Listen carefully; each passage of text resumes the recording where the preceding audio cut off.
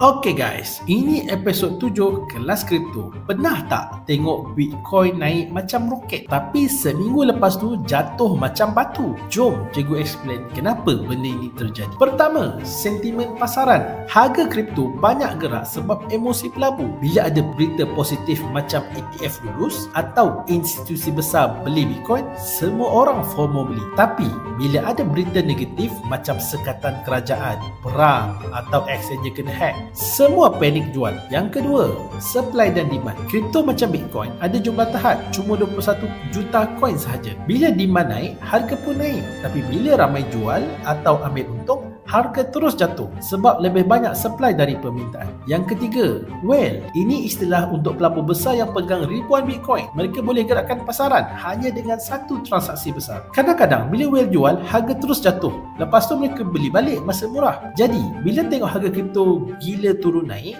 jangan panik sebab itu sifat semula jadi pasaran baru macam ni. Yang penting, belajar kawal emosi dan jangan ikut hype. Dalam episod 8, cikgu nak tunjuk cara kenal projek kripto betul versus token scam.